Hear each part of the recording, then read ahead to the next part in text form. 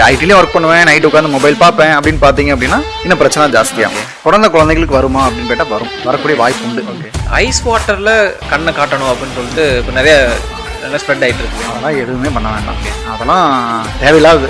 But system பார்க்குறேன், கன்வியூ system பார்த்து அப்பப்போ தண்ணியில் நினச்சா சரியாயிருமானா அப்படிலாம் வேணாம். யூஸ்வலாக லேசர்னு சொன்னால் பேஷண்ட் பயப்படுறாங்களே. பயப்பட வேண்டிய அவசியம் இல்லை, இட்ஸ் பியூர்லி ஓபி ப்ரொசீஜர் தான். பவர் அதிகமாகிறதுக்கு மெயின் காரணமே வந்து பார்த்தீங்கன்னா அதிகமாக ஸ்க்ரீன் டைம் யூஸ் பண்ணுறாங்க. பெரியவங்களுக்குலாம் வந்து இந்த பனி படுற மாதிரி மேலே ஒரு லேயர் வந்த மாதிரி சில பேர் பூ பூத்துன்னு சொல்லுவாங்க நினைக்கிறேன். இதெல்லாம் ஏன் வருது? T20 மாதிரி இது 320. சார் நீங்கள் பார்த்ததுலேயே ரொம்ப டிஃபிகல்ட்டான ஒரு கேஸு அப்படின்னு சொல்லிட்டு இன்னொரு கேஸ் வந்து இல்லாமல் ஏன் வருவீங்க அப்படிங்கிற மாதிரி ஏதாவது கேஸ் இருக்குது. Welcome to the PRC podcast. இன்றைக்கி நம்ம கூட இருக்கிறது டாக்டர் சதீஷ்குமார். ஸோ அவங்க வந்து MS ophthal cataract and glaucoma consultant. So அவங்க கூட தான் இன்றைக்கி நம்ம இன்டர்வியூ பண்ண போகிறோம். இதில் இந்த ஐ ரிலேட்டடான ஃபேக்ட்ஸ் அண்ட் மித்ஸ் இருக்குது. ஸோ அதுக்கு நிறையா கண்டிஷன்ஸ் இருக்குது, என்னென்ன ட்ரீட்மெண்ட் இருக்குது, என்னென்ன டயக்னோசிஸ் இருக்குதுன்னு சொல்லிட்டு டாக்டர்கிட்ட கேட்டு நம்ம தெரிஞ்சுக்கலாம். High sir. High sir. TV நம்ம பக்கத்தில் உட்காந்து பார்த்தா கண்ணு போயிடும் அப்படின்னு சொல்லிட்டு சொல்கிறாங்க. இது உங்களோட கருத்து சார்? ஸ்க்ரீன் டைம்னு ஒரு நாளைக்கு 1 hour, ½ hour பார்க்கலாம். ஒரு குழந்தைங்கள சொல்கிறேன் நான். ஸோ இப்போ அவங்க வந்து தூரமாக உட்காந்து பார்த்தாலும் சரி, பக்கத்தில் உட்காந்து பார்த்தாலும் சரி, பவர் அதிகமாக வாய்ப்புகள் உண்டு. ஓகே, பக்கத்தில் வந்து பார்க்கும்போது ஸ்ட்ரெயின் ஜாஸ்தியாக இருக்கும், அக்காமடேட் பண்ணணும். ஓகே, ஃபார் எக்ஸாம்பிள் நம்ம கண்ணுடைய மசில்ஸ் அதிகமாக எப்போ வேலை செய்யும்? கிட்ட பார்க்கும்போது தான், தூரம் பார்க்கும்போது கிடையாது. ஆமாம், ஏன்னா லென்ஸ் சைஸ் வந்து அது மோர் கான்வெக்ஸ் கொண்டு வரணும். ஓகே. நம்ம ஃபார் எக்ஸாம்பிள் கண்ணில் ஏன் வந்து கண்ணை இவ்வளோ பெருசாக சொல்கிறேன் அப்படின்னா, ஒரு கேமரா எடுத்துக்கங்க, மொபைலோட கேமரா எடுத்துக்கங்க.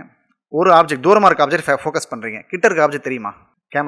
கேமராவில் தூரமாக இருக்க ஆப்ஜெக்ட் பார்க்குறீங்க, கிட்ட இருக்க ஆப்ஜெக்ட் பிளராக தான் தெரியும். ஏதோ ஒரு ஆப்ஜெக்ட் தான், ஒன்று முன்னாடி இருக்க ஆப்ஜெக்ட், பின்னாடி இருக்க ஆப்ஜெக்ட், எதை கிளிக் பண்ணுறீங்க அது தெளிவாக தெரியும், ஃபோக்கஸ் ஆகும். பட் கண்ணுக்கு அப்படி கிடையாது. நான் உங்களையும் பார்ப்பேன், 10 மீட்டர் தள்ளி யாராவது வந்தால் அவங்களும் தெளிவாக தெரிவாங்க, இன்னும் பக்கத்தில் வச்சா எனக்கு இன்னும் தெரியும். ஸோ இவ்வளோ ஃபாஸ்ட்டாக ஒரு லென்ஸோட சைஸை அட்ஜஸ்ட் பண்ணக்கூடிய ஒரு விஷயத்தை தான் கடவுள் நமக்கு கொடுத்துருக்காரு. ஸோ லென்ஸ் சைஸ் பக்கத்தில் வரும்போது மோர் கான்வெக்ஸ் ஆகும், ஸ்ட்ரெயின் ஜாஸ்தியாகும். ஸோ அது மாதிரி அதிகமாக மொபைல் பார்த்தோம், இல்லை பக்கத்தில் டிவி பார்த்தோம், இல்லை வீடியோ கேம் அதிகமாக விளையாடுறோம் அப்படின்னா ஆபியஸாக உங்களுக்கு ஸ்ட்ரெயின் ஜாஸ்தியாக இருக்கும். அதனால கிட்ட உட்காந்து பார்க்காதீங்கன்னு சொல்கிறது. முடிஞ்ச அளவுக்கு தூரமாக உட்காந்து பாருங்க, அதுவும் ஸ்க்ரீன் டைம் உங்களால் முடிஞ்ச அளவுக்கு கம்மியாக பாருங்க. ஓகேங்க சார். ஸ்க்ரீன் பார்க்கறனால வர்ற பிரச்சனைகளுக்கு நம்ம என்ன மாதிரியான சொல்யூஷன்லாம் சொல்லலாம்?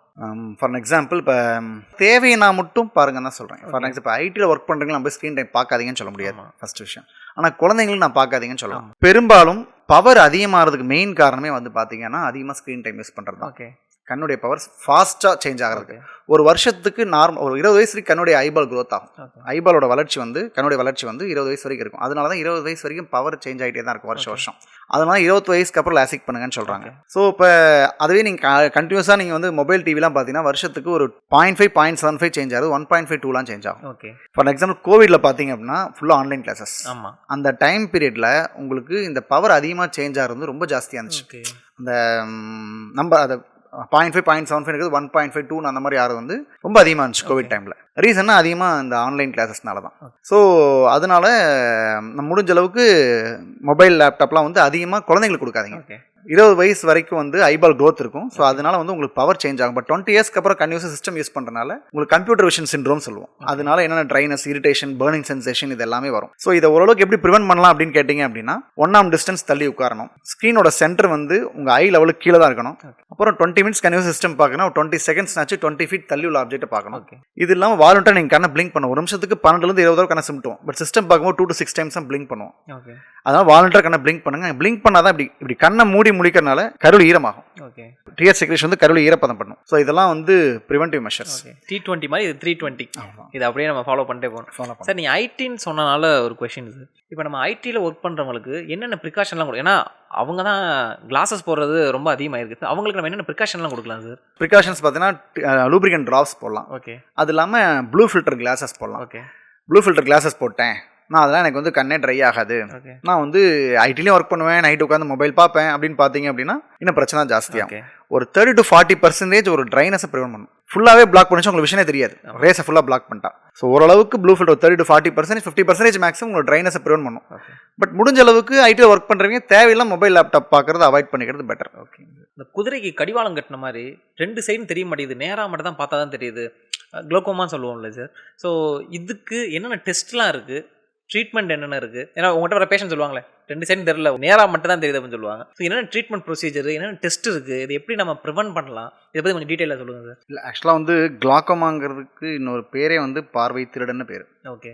திருட வரது எப்படி வீட்டுக்கு தெரியாதோ இதனால போகிற பார்வை பேஷண்ட் தெரியாது. ஓகே ஜென்ரலாக பார்வை மங்களா இருக்குன்னு வருவாங்க. அவங்களுக்கு ஏன் தெரியாது அப்படின்னா முதல்ல சைடு பார்வை குறைஞ்சிட்டே வரும். ஓகே சென்டர் பார்வை 90-95% நரம் டேமேஜ் ஆகிற வரைக்கும் சென்டர் பார்வை நல்லா தான் தெரியும். ஓகே அதுக்கப்புறம் தான் அவங்களுக்கு சென்டர் பார்வை கொஞ்சம் மங்குற மாதிரி தெரியும். ஓகே சப்போஸ் அந்த டைமில் வந்தால் கூட பரவாயில்ல. ஓகே அவங்க என்ன இப்போ தான் பார்வை வளருது, இன்னும் கொஞ்சம் நாள் கழிச்சு போய்க்கலாம்னு சொல்லி இன்னும் கொஞ்சம் நாள் கழிச்சு வருவாங்க. ஓகே அப்படி வரும்போது இன்னமும் பார்வை நரம்பு டேமேஜாக தான் வருவாங்க. ஸோ இதுதான் ஜென்ரலாக கிளாக்கோமா. இதுதான் கிளாக்கோமானா ஏன் அது வந்து நிறைய பேர்த்துக்கு வந்து அவங்க பேஷண்ட்டுக்கு தெரியறதில்ல அப்படின்னா இதுதான் காரணம். ஓகே பேஷண்ட் வரும்போது பார்வை மங்கள் தான் வருவாங்க, எனக்கு கண்ணில் ப்ரெஷருக்குன்னு வரமாட்டாங்க. ஓகே ஃபர்ஸ்ட் ரீசன் இது. ரெண்டாவது இதுக்கு வந்து அவேர்னஸ் தான் மெயின். மக்களிடையே வந்து குடும்பத்தில் யாருக்காச்சும் கண்ணில் ப்ரெஷர் இருக்குன்னா கண்டிப்பாக அவங்க கண்ணில் ப்ரெஷர் இருக்குதா இல்லையான்னு செக் பண்ணிக்கணும். ஓகே வருஷம் ஒரு கண்டிப்பாக செக் பண்ணிக்கணும். ஜென்ரலாகவே இயர்லி ஒன்ஸ் நீங்கள் செக் பண்ணிட்டீங்க, எப்படி மாஸ்டர்கள் செக்அப் பண்ணுறீங்களோ இயர்லி ஒன்ஸ் கண்ணில் பவர் இருக்கா, மருந்து போட்டு நரம்புல ஏதாவது ஓட்டைகள் இருக்கா, கண்ணில் ப்ரெஷர் இருக்கா, இதெல்லாம் பேசிக் செக்அப்லேயே வந்துடும். ஸோ இருக்குதான்னு பார்த்துக்கிட்டீங்க அப்படின்னா உங்கள் கண் வந்து சேஃபாக இருக்குன்னு அர்த்தம். டெஸ்ட்னு பார்த்தீங்க அப்படின்னா ஃபீல்ட் டெஸ்ட்னு ஒன்று சொல்லுவோம். ஃபீல்ட் டெஸ்ட் தான் உங்களுக்கு சைடு பார்வை குறைஞ்சிட்டே வரும்னு சொன்னால் பார்த்தீங்களா, இப்போ நரம்பு டேமேஜை பார்த்துட்டு அவங்க ஃபீல்ட் டெஸ்ட் பண்ணுவாங்க. ஃபீல்ட் டெஸ்ட் பண்ணும்போது அந்த சைடு விஷன் குறையிறது நமக்கு அது தெரியும். ஓகே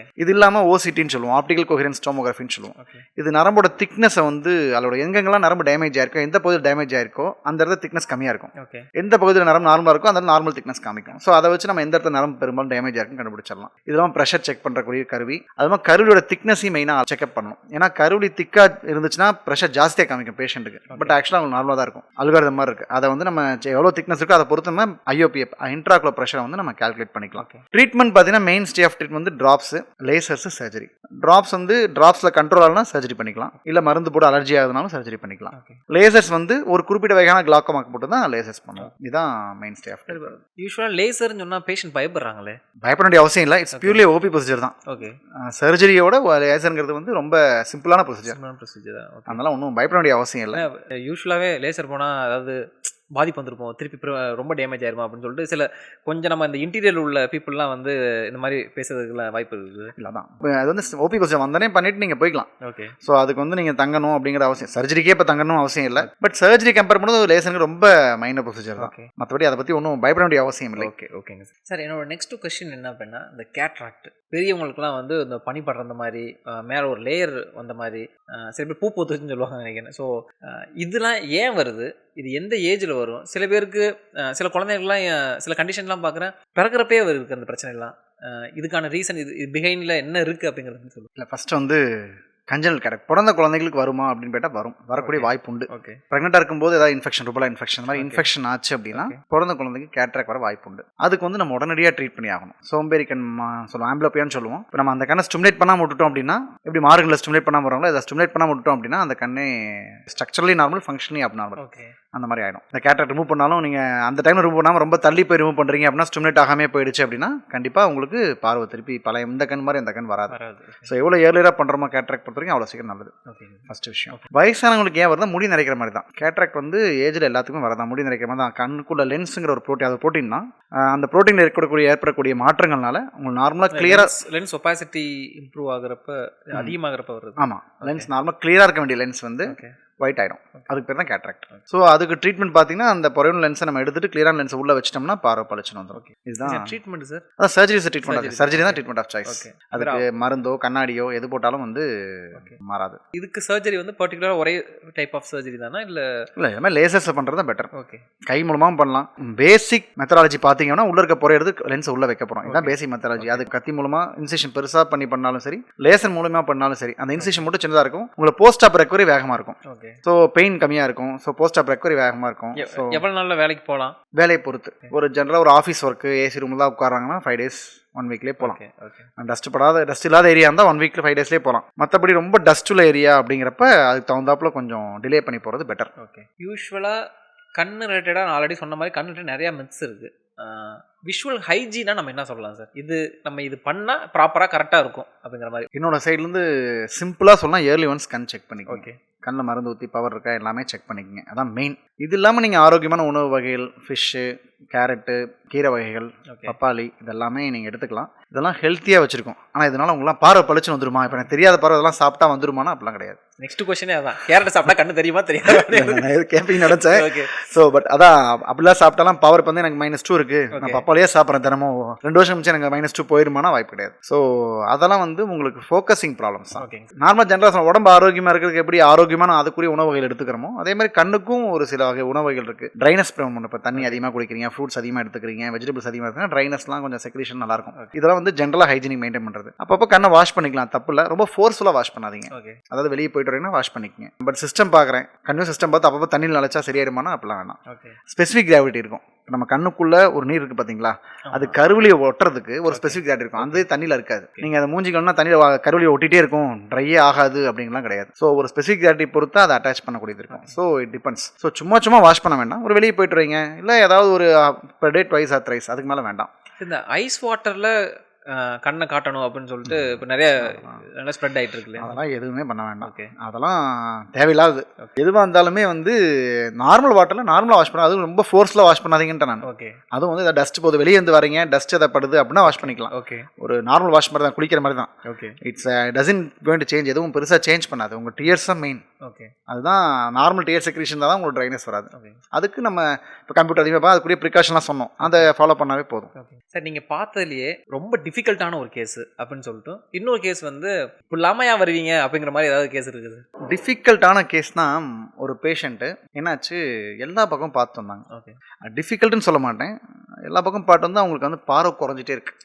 அவங்களுக்கு கேட்டால் கண் நரம்பு வீக்காக இருக்குது அப்படின்ட்டாங்க. பார்த்த உடனே எனக்கு வந்து ஒரு என்னோட சப்கான்ஷியஸ் மைண்டில் ஒரு ப்ராப்ளம் இருக்குன்னு தெரிஞ்சு, எனக்கு மூளையில் ஏதோ ஒரு ப்ராப்ளம் இருக்குது, அந்த கட்டி தான் வந்து கண்ணுடைய நரம்பை ப்ரெஸ் பண்ணுதுன்னு எனக்கு ஒரு தெளிவாக ஒரு சைன் தெரிஞ்சுது. கண்ணுடைய நரம்போட அப்பியரன்ஸ் பார்த்தா எனக்கு அப்படி தான் தோணுச்சு. போய் ஸ்கேன் பண்ணிட்டு வந்தால் தலைக்குள்ளே கட்டி இருந்துச்சு. அப்போ நியூரோ சர்ஜரி பார்த்து அந்த கட்டி ரிமூவ் பண்ணி அவருக்கு போன பார்வையிலே ஒரு 80% திருப்பி வந்துருச்சு. அந்த பேஷண்ட் வந்து அது வந்து என் வாழ்க்கையில் மறக்க முடியாத கேஸ். அவங்க வந்து பார்த்துட்டு சார் எல்லாருமே பார்த்து எனக்கு யாருமே சொல்ல, நீங்கள் சொன்னீங்கன்னு சொன்னாங்க. அது வந்து என்னோட வாழ்க்கையில் மறக்க முடியாத கேஸ். இது ஒன்று. இன்னொன்று வந்து ஒரு பேஷண்ட் கண்ணில் ப்ரெஷர் இருந்துச்சு, ப்ரெஷர் இருந்துச்சு. இதே மாதிரி பிட்யூட்டரி கிளாண்ட் சொல்லுவோம், அது அந்த அந்த டியூமர் வந்து கண்ணுடைய நரம்பு ப்ரெஸ் பண்ணுறது. அதுவும் நிறைய பக்கம் மிஸ்டேக் செய்யங்கிட்ட வந்து பார்த்தப்போ நான் கண்டுபிடிச்சி அதை டைனஸ் பண்ணி அந்த பேஷண்ட் ட்ரிவாண்ட்ரம் போய் சர்ஜரி பண்ணிட்டு வந்தாங்க, நியூரோ சர்ஜரி பண்ணிட்டு வந்தாங்க. She was fine. So 2 patient தான் ரொம்ப சாட்டிஸ்ஃபைங், ரொம்ப மனசுக்குள்ள இருந்துகிட்டே இருக்க கேஸ் பேஷண்ட். சம்டைம்ஸ் நம்மளுக்கு நம்ம இந்த மாதிரி ஒரு அவங்களுக்கு ஒரு இந்த மாதிரி ஒரு ஹெல்ப் பண்ணுறப்ப அவங்க நம்மளை வாழ்நாள் ஃபுல்லாக மறக்கவே மாட்டாங்க. எப்போவுமே அது ஹெல்ப்னு சொல்கிறோட என்னோட கடமை நான் நினைக்கிறேன். ஏன்னா இப்போ நம்ம வந்து அந்த ஃபீல்டில் இருக்கோம். ஸோ அந்த கடமை என்னோட தான். அவங்க நம்மளை நம்பி தான் வராங்க. அந்த கடமை எனக்கு செஞ்ச உடனே எனக்கு அந்த ஒரு சாட்டிஸ்ஃபேக்ஷன், அந்த ஒரு சாட்டிஸ்ஃபேக்ஷன் வந்து சடனாக ஒரு ரியலைஸ் கிடைக்கும். மற்றதெல்லாம் வந்து மற்ற கண்ணாடி கொடுக்குறோம் அப்படிங்கிறப்ப ஜென்ரலாக அவங்களும் வந்துருவாங்க. இந்த பேஷண்ட் வந்து கிடைச்சிருச்சு அப்படின்னு நினச்சிக்கலாம். ஸோ அது ஒன்று. ரொம்ப இப்படியும் வருவாங்களான்னு பார்த்தா ஒரு பேஷண்ட்டுக்கு கண்ணில் தூசி வந்துருச்சு. ஃபர்ஸ்ட் நாள் அதுவாக வந்துடும் சொல்லி கண்ணை வச்சு கழுவிட்டே இருந்திருக்காங்க. 2வது நீங்கள் சொன்ன மாதிரி விளக்கணை ஊற்றிருக்காங்க, வரல. அப்போனாச்சும் வந்துருக்கலாம். அது 2 நாள் வெயிட்டிங். 3வது நாள் ஒரு பக்கம் போய் நாக்கு வச்சு எடுக்கிறேன்னு சொல்லி நாக்கு வச்சு தூசி எடுத்துட்டாங்களா? ஆமாம், எடுத்துட்டாங்க. அப்புறம் 2 நாளுக்கு கொஞ்சம் வந்தால் கருவில் பாதி பகுதி வெள்ளையாயிடுச்சு, இன்ஃபெக்ஷன் ஆகி. இப்படியும் இந்த காலத்தில் இருக்காங்கன்னு எனக்கு ஒரு மன வருத்தம். அந்த அவேர்னஸ் இல்லாமல் இருக்காங்களே அப்படிங்கிற மன வருத்தம். ஸோ இதெல்லாம் வந்து தேவையில்லாமல் நம்ப வேண்டாம். ஆனால் வில்லேஜ் சைடு இன்னும் அந்த இல்லைன்னா சொல்ல முடியாது, கண்டிப்பாக இருக்குது. அதாவது நான் சொல்கிறேன், நான் அரவக்குறிச்சி போவேன். அரவக்குறிச்சி நம்ம ஒரு சென்டர் இருக்குது, கரு வந்து அரவக்குறிச்சி திங்கக்கிழமையும் சனிக்கிழமை காலையும் போவேன். அந்த ரோட்டில் போகும்போது ஃபஸ்ட்டு வந்து ஒரு வயசான ஒரு மனநலம் பாதிக்கப்பட்ட ஒரு பேஷண்ட், ஆக்சுவலாக ஒரு முதியவர், இந்த பக்கம் ரோட்டில் உட்காந்தார். அவன் லெஃப்ட்டில் போகும்போது இந்த பக்கம் ரோட்டில் உட்காந்தார். அப்போ யாருமே கண்டுக்கல. அப்புறம் நடுவில் இந்த செடியெலாம் வச்சுருப்பாங்களே, அந்த 4 லைனில் நடுவில் செடி, அங்கே வந்து பேரிகார்டர் தான் செடி வச்சுருப்பாங்களே, அங்கே உட்காந்துருந்தாங்க. அப்போ முடியாதுங்க போய் பிஸ்கட்லாம் போட்டுருந்தாங்க. அதெல்லாம் பார்ப்பேன். கொஞ்ச நாள் கழிச்சு பார்த்தா ஒரு ஓரத்தில் கூரைக்கட்டையை கட்டி அதுக்குள்ளே உட்கார வச்சு, அதுக்கு பார்த்தா கும்பல் வண்டியாக நிற்கிது. கடைசியில் பார்த்தா அது குடும்பம் கைவிட்ட ஒரு மனநல பேஷண்ட். அவங்கள வச்சு நிறைய பேர் வந்து சாமி மாதிரி நினச்சிட்டு நிறைய பேர் அவங்க மிஸ்யூஸ், அந்த பேஷண்டே மிஸ்யூஸ் பண்ணி மக்கள் அதை நம்புறாங்க. ஸோ இதுதான் இது அப்படி நம்பக்கூடிய மக்கள் நிறைய பேர் இருக்காங்க. அந்த அவேர்னஸ் தான் சேஞ்ச் ஆகும்னு. அதாவது நம்ம வந்து ஒரு பேஷண்ட் நம்மளை நம்பி வர்றதுக்கு இட் டேக் சம் டைம். ஆனால் இந்த மாதிரி விஷயத்துக்கு இப்படிங்கிற ஃப்ராக்ஷன் ஆஃப் செகண்ட் வந்து டக்குன்னு போயிடுறாங்க. ஸோ என்னங்கிறத தெளிவாக முடிவு பண்ணி திங்க் பண்ணி எடுக்க மாட்டேங்கிறது தான் என்னுடைய வருத்தம். அந்தந்த ஃபீல்டுக்கு அந்தந்தவங்க இருக்காங்க, அவங்க போய் பார்க்கறது கிடையாது. உடம்பு அங்கே போய் உடம்பு சரியில்லைன்னு போய் அவங்கள போய் பார்க்குறேன். கடைசியில் அந்த பேஷண்ட் வந்து ஜிஎஸ் வச்சுருந்தாங்க. ஸோ இதுதான் இது உண்மையாக நடந்த உண்மை. நான் போயிட்டு வரும்போது அந்த பேஷண்ட்டை பார்த்துட்டு இருந்தோம். கடைசி பார்த்தா ஒரு பெரிய கொட்டாய் போட்டு அந்த ரோட்டில் வச்ச உடனே எப்படி சேஞ்ச் ஆயிடுது, சாமியார் ஆயிட்டாங்கன்னு சேஞ்ச் ஆயிடுது. ஸோ இதெல்லாம் வந்து அவேர்னஸ் கிரியேட் ஆகணும்னு சொல்கிறேன். ஓகேங்க சார். உங்களால் நான், உங்களுக்காகவே நான், எனக்கு எல்லாமே நீங்கள் தான்.